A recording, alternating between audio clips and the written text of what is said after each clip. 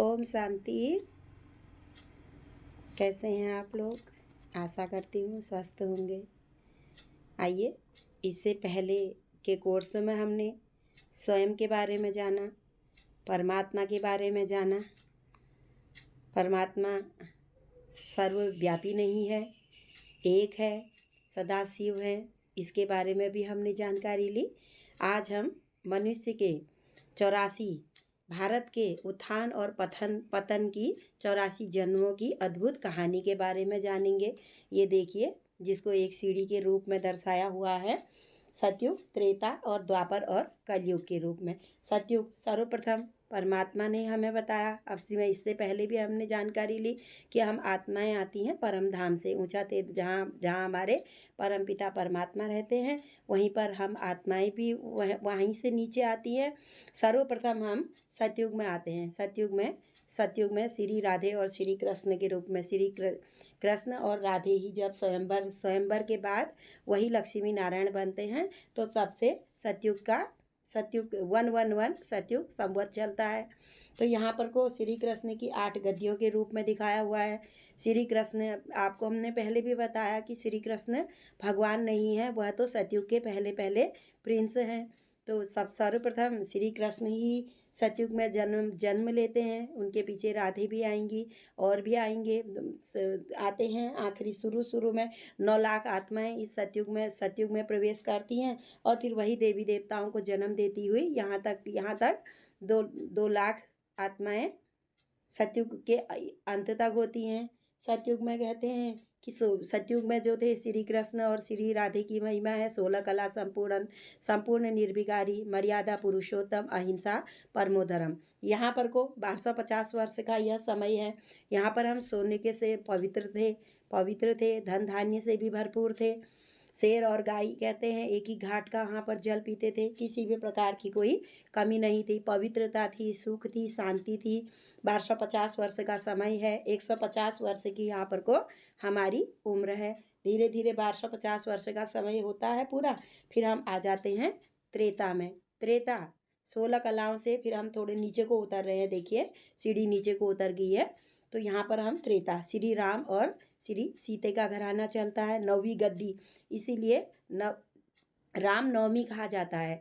9वीं गद्दी श्री राम और सीते की चलती है। यहाँ पर वो ये है सूर्यवंशी और राम है चंद्रवंशी।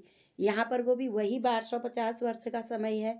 और यहाँ पर को 8 जन्म यहाँ पर लिए हैं और तो यहाँ पर को 12 जन्म लिए हुए हैं।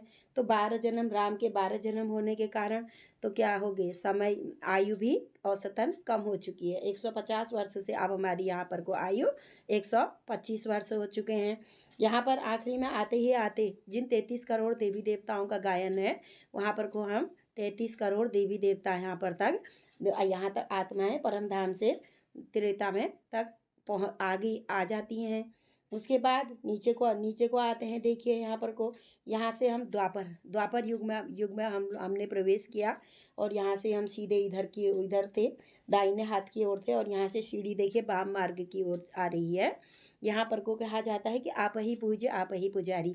देवी देवताएं किसी भी प्रकार की कोई पूजाएं नहीं करती। अब यहाँ पर को हमारी कलाएं कम हो चुकी है। 1250 वर्ष का समय है, 21 जन्म है।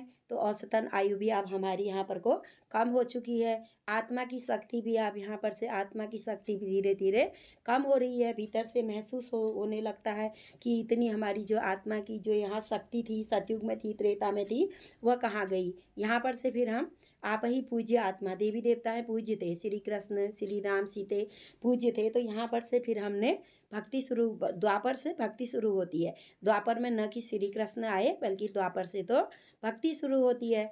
सर्वप्रथम 8 कलाओं तक भी हम द्वापर में भी सुखी ही रहते हैं, एक की ही लगन में मगन, एक अव्यभिचारी भक्ति यहाँ पर से हमने प्रारंभ करती है। देखिए, यहाँ पर कहा जाता है कि राजा विक्रमादित्य ने भी सर्वप्रथम सोमनाथ का मंदिर बनाया। पूर्व स्मृति थी कि भगवान एक चमकता हुआ हीरा है, भगवान एक चमकता हुआ हीरा है। जैसी हम आत्माएं थी, वह आत्मा भी हम ऐसी ही चमकती हुई हीरा है। तो यहाँ पर को देखिए, सर्वप्रथम एक अव्यभिचारी भक्ति है। 8 कलाओं तक भी हम सुखी ही थे।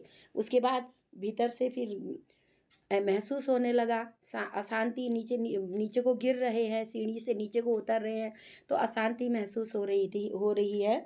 अब ये बिचारी शिव की भक्ति के बाद फिर हमने ये देखिए श्री कृष्ण की भक्ति शुरू करी है। उसके बाद हमने श्री कृष्ण की भक्ति शुरू करी, फिर भीतर से आने ही लगा। द्वापर युग से शुरू हुआ, फिर नीचे नीचे धीरे धीरे कलाएं कम होती ही जा रही हैं। यहाँ पर को हम फिर ब्रह्मा विष्णु शंकर, जिनके द्वारा परमात्मा इस समय कर्तव्य करा रहे हैं, उनकी भक्ति शुरू कर दी है। इसी प्रकार से हम फिर देवी देवताओं की और भी देवी देवताओं की भक्ति हमने यहाँ पर को शुरू कर दी है। वही 1250 वर्ष का समय है। 21 जन्म है हमारे, तो अब हमारी औसतन आयु भी कम हो चुकी है, वह समय भी पूरा हो गया। फिर हम नीचे को पहुंच गए हैं। देखिए यहाँ पर को सतो प्रधान है, यहाँ पर को सतो है, यहाँ पर को रजो है, फिर यहाँ पर को हम तमो प्रधान हो चुके हैं। यहाँ पर को हम अब सभी प्रकार की पूजाएं कुछ प्रारंभ कर लिए हैं हमने। कलयुग माना ही कला और कलेश का युग है। कई प्रकार की यहाँ पर को हमें परेशानियाँ शुरू हो रही है। कई प्रकार से शारीरिक परेशानियाँ हैं, कई प्रकार के मित्र संबंधी, घर परिवार, सभी प्रकार से हमें परेशानियाँ हो रही हैं इस समय।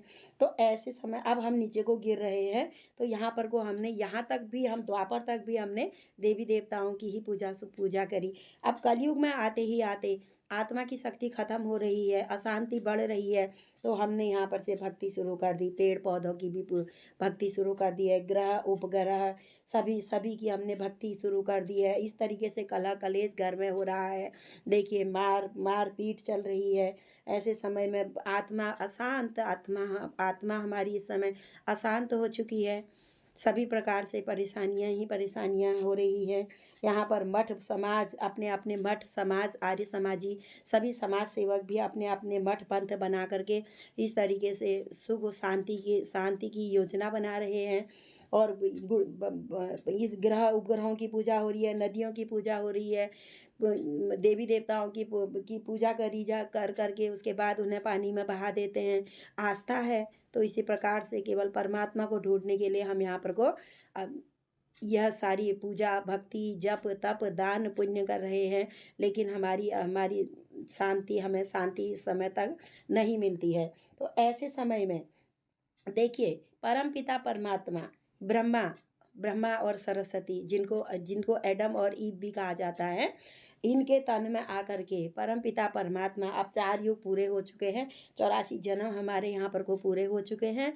यह समय 84 जन्म, जब कलयुग भी पूरा हो जाता है तो एक छोटा सा संगम युग लीप जो इस समय चल रहा है, उनके तन में आकर के, प्रजापिता ब्रह्मा के तन में आकर के परम पिता परमात्मा सत्य ज्ञान दे रहे हैं, जो निराकार हैं परमात्मा। देखिए हम उनकी परमात्मा की याद में बैठे हुए हैं।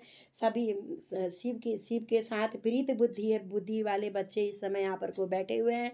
परमात्मा सबको ज्ञान दे रहे हैं। परमात्मा बता रहे हैं कि अब इस सृष्टि का परिवर्तन बहुत जल्दी ही होने वाला है, तो मुझे याद करो। परमात्मा विधि बता रहे हैं, जिसे हम आरती में भी कहते हैं, किस विधि मिलूँ मैं दयामय।